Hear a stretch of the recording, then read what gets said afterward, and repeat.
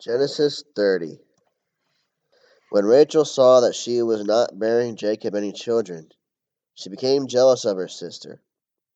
So she said to Jacob, "Give me children, or I'll die." Jacob became angry with her and said, "Am I in the place of God, who has kept you from having children?" Then she said, "Here is Bilhah, my servant. Sleep with her so that she can bear children for me, and I too can build a family through her." So she gave her servant Bilhah as a wife. Jacob slept with her, and she became pregnant and bore him a son. Then Rachel said, "God has vindicated me. He has listened to my plea and given me a son." Because of this, she named him Dan. Rachel's servant Bilhah conceived again and bore Jacob a second son. Then Rachel said, "I have had a great struggle with my sister, and I have won." So she named him Naphtali. When Leah saw that she had stopped having children, she took her servant Zilpah and gave her to Jacob as a wife. Leah's servant Zilpah bore Jacob a son. Then Leah said, "What good fortune!" So she named him Gad. Leah's servant Zilpah bore Jacob a second son. And Leah said, "How happy I am! The women will call me happy." So she named him Asher. During wheat harvest, Reuben went out into the fields and found some mandrake plants, which he brought to his mother Leah. Rachel said to Leah, "Please give me some of your son's mandrakes." But she said to her, "Wasn't it enough that you took away my husband? Will you take my son's mandrakes too?" "Very well," Rachel said. "He can sleep with you tonight in return for your son's mandrakes." So when Jacob came in from the fields that evening, Leah went out to meet him. "You must sleep with me," she said. "I have hired you with my son's mandrakes." So he slept with her that night. God listened to Leah, and she became pregnant and bore Jacob a fifth son. Then Leah said, "God has rewarded me for giving my servant to my husband." So she named him Issachar. Leah conceived again and bore Jacob a sixth son. Then Leah said, "God has presented me with a precious gift. This time my husband will treat me with honor, because I have borne him six sons." So she named him Zebulun. Some time later, she gave birth to a daughter and named her Dinah. Then God remembered Rachel. He listened to her and enabled her to conceive. She became pregnant and gave birth to a son and said, "God has taken away my disgrace."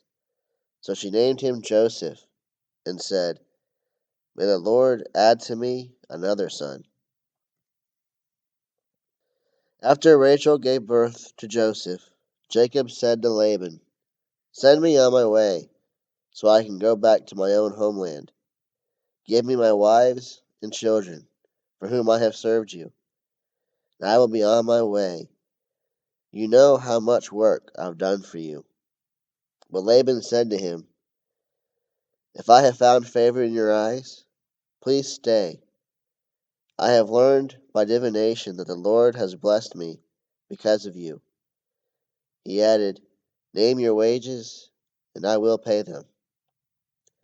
Jacob said to him, "You know how I have worked for you, and how your livestock has fared under my care. The little you had before I came has increased greatly, and the Lord has blessed you wherever I have been.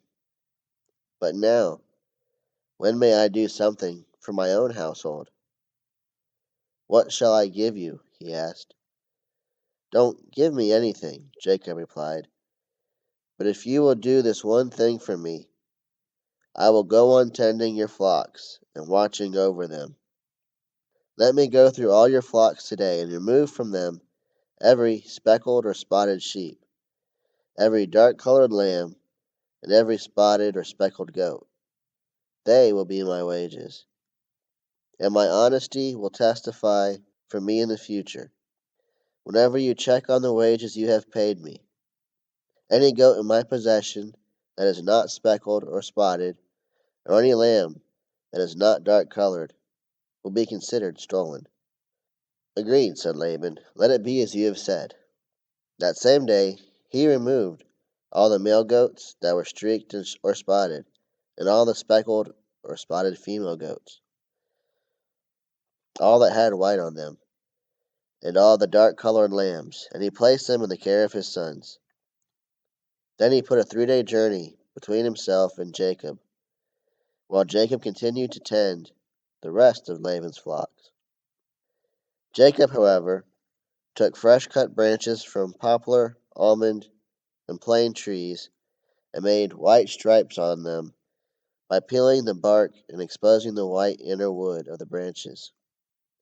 Then he placed the peeled branches in all the watering troughs, so that they would be directly in front of the flocks when they came to drink. When the flocks were in heat and came to drink, they made it in front of the branches, and they bore young that were streaked or speckled or spotted. Jacob set apart the young of the flock by themselves, but made the rest face the streaked and dark-colored animals that belonged to Laban. Thus he made separate flocks for himself, and did not put them with Laban's animals. Whenever the stronger females were in heat, Jacob would place the branches in the troughs in front of the animals, so that they would mate near the branches. But if the animals were weak, he would not place them there. So the weak animals went to Laban, and the strong ones to Jacob. In this way the man grew exceedingly prosperous, and came to own large flocks, and female and male servants, and camels, and donkeys.